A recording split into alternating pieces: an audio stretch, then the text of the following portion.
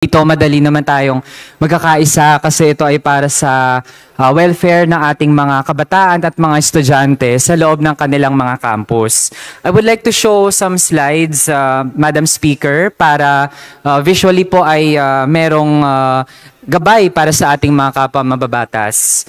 Ayan. Madam Speaker, I would like to ask this question para makapag-reflect po ang ating mga kapwa mambabatas. Do you see anything wrong with the picture that is on our screen?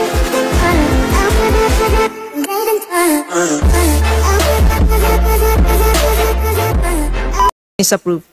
Majority Leader.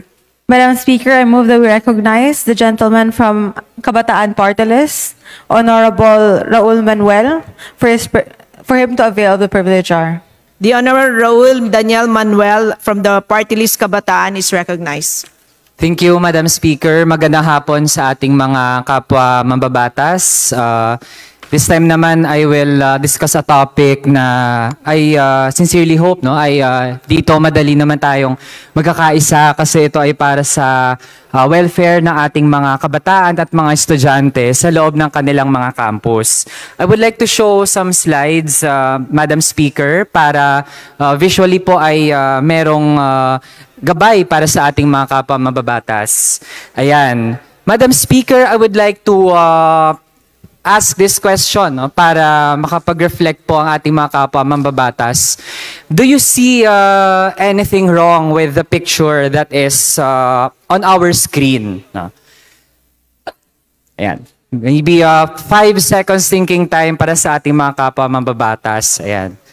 So, nung naipost ito online, Madam Speaker, ay walang nakitang mali ang ating mga netizens. Madam Speaker, ano ba ang context sa likod ng picture na ito? Next slide, please.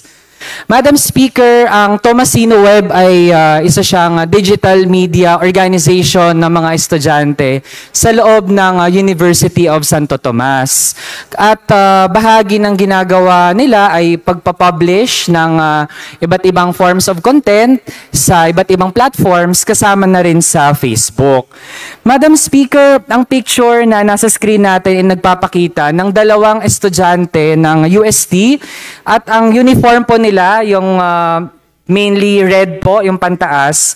Uniform po yan, type B uniform ng College of Information and Computer Sciences or CICS. And Madam Speaker, pinapakita sa picture, pumapasok sila sa branch ng isang convenience store located inside the campus of the University of Santo Tomas. Next slide please. Ayan. Dagdag dun sa kwento natin, Madam Speaker, nag-gain ng traction ang picture. No? Dahil kahit mismo sa mga estudyante ng UST, na ihahalin tulad nila ang uniform nila sa uniform ng mga empleyado ng convenience store. Katuwaan lamang, Madam Speaker. Kaso, sa mata ng iilang mga opisyal ng University of Santo Tomas, ay nagiging source na raw ng public ridicule ang picture na iyan. Para bang sobrang stain sa kanilang reputasyon bilang isang academic institution na nakikita ng mga nasa labas ng UST ang pagkakahalin tulad ng uniform. So, next slide please. Madam Speaker, one day after na nag-gain ng traction online ang picture na iyan, pinatawag ng Office of Student Affairs ng UST ang officials or officers ng student organization na Tomasino Web, media organization na Tomasino Web. Pinatawag sila pati ang advisor, faculty advisor ng organization na yon. And Madam Speaker, inutos ng OSA na i-take down ang picture na iyan. Inutusan din sila through the President of Tomasino Web to publicly apologize for posting the picture. Dahil daw sa pagiging source ng public ridicule ng UST. Madam Speaker, next slide please. Sa meeting na iyon, ang tanong ng UST OSA sa presidente ng Tomasino Web ay, gusto mo ba mag-end ang Tomasino Web sa term mo? Ibig sabihin, Madam Speaker, ay pagpapatigil ng operations ng Tomasino Web para hindi na sila makairal bilang isang media organization. Madam Speaker, next slide please. Pati yung advisor, Madam Speaker, sobrang naapektuhan. Siya po ay nagtuturo ng media and journalism sa Faculty of Arts and Letters sa UST. Siya din ay bahagi ng isang newspaper or media outlet sa ating bansa. Madam Speaker, napilitan ang advisor ng Tomasino Web na mag-resign sa kanyang posisyon. At kinundinan niya ang censorship na ginawa ng UST-OSA. Ang naging implikasyon lang din ito, Madam Speaker, dahil required sa UST na ang mga student organizations dapat meron talagang advisor. Kapag nabakante ang posisyon ng advisor, Madam Speaker, ay temporarily titigil ang operations ng organization. So, in effect, Madam Speaker, ay as of the preparation of this privileged speech ay hindi po nakakapag-post ang Tomasino Web dahil may vacuum sa posisyon ng advisor. Next slide, Madam Speaker. Now, UST students cannot take this lightly. Kaya, noong February 19, may mga estudyante na nagkasana ng isang peaceful protest para ipanawagan na dapat madepensahan ang press freedom sa loob ng kanilang pamantasan. Now, Madam Speaker, hindi doon nagtatapos, no? Sa pagpapatake down ng picture, sa pag-resign ng advisor, at sa temporary halt sa operations ng Tomasino Web. Madam Speaker, next slide please. Ang ginawa ng UST-OSA sa halip na magmuni-muni sa kanyang repressive actions ay sinubukang maglunsad ng masasabi nating parang manhunt sa mga estudyanteng sumusuporta sa Tomasino Web. Madam Speaker, si Raven Christine Racelis, isa po siya sa mga student leaders sa UST. Siya ang chairperson ng Youth Cultural Organization na Panday Sining UST. Isa siyang philosophy student. Madam Speaker, sinampahan siya ng show cause notice ng administration, nag-send ng email sa kanya, pinapatawag siya para mag-explain bakit siya sumuporta sa Tomasino Web. And Madam Speaker, the claim is Raven violated the code of conduct of UST based on very arbitrary and vague reasons. Kaya, next slide, Madam Chair, 2 days after the first protest, napalaban ulit ang mga Thomasian.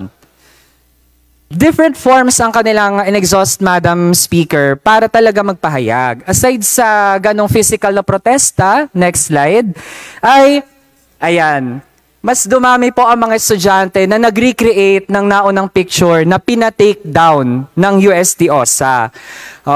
It is a humorous way, actually, a creative way for them to extend solidarity and also protest and condemn the repression in their campus. Next slide, Madam Speaker. Ayan.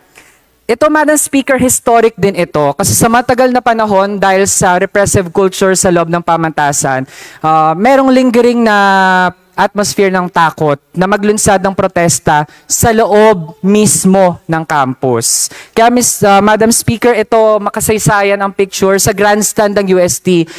Nangahas ang mga estudyante din na maglunsad ng isang black mask protest.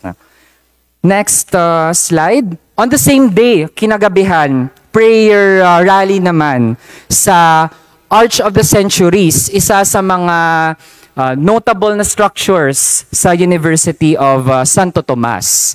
Now, Madam Speaker, amid everything that has happened, di ba parang dapat napapaisip na rin talaga ang UST administration.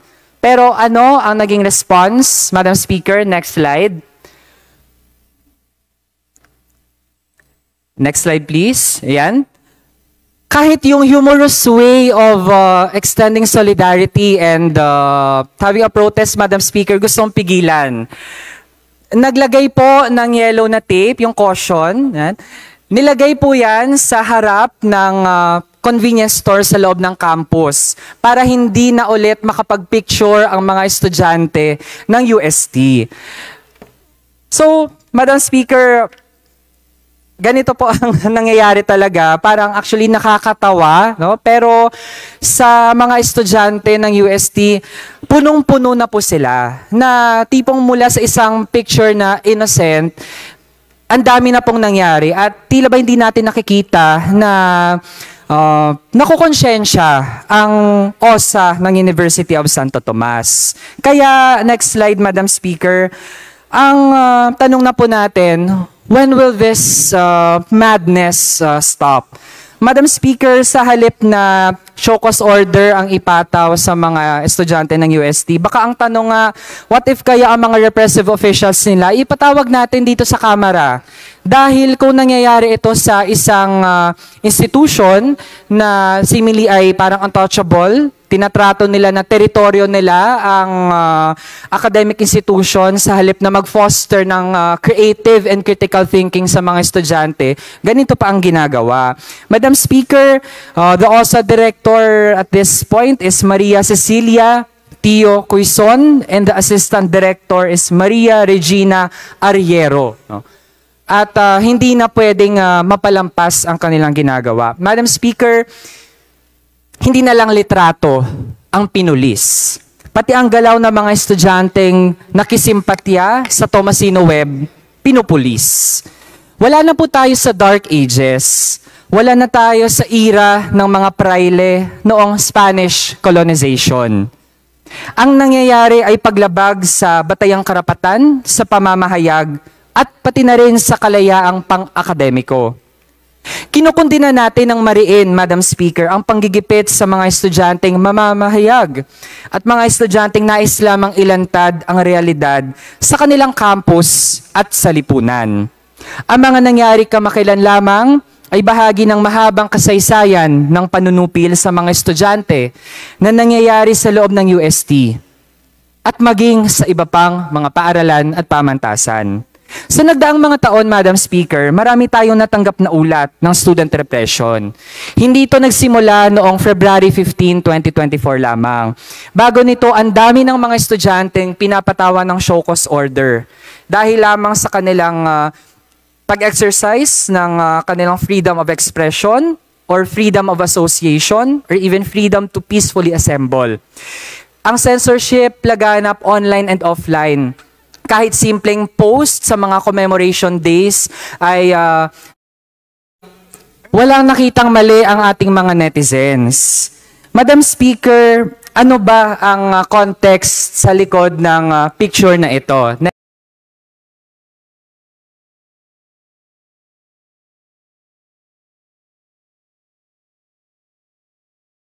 Kahit na actually alumni na sila, may mga trabaho na sila. Regarding the uniform, to be honest, Madam Speaker, we are not receiving information yet kung ano ang plano regarding the uniform. No? But we will try to find or seek clarification tukol dyan. No? Dahil nga naging base din yon ng administration to ensure no, na ma-take down yung photo.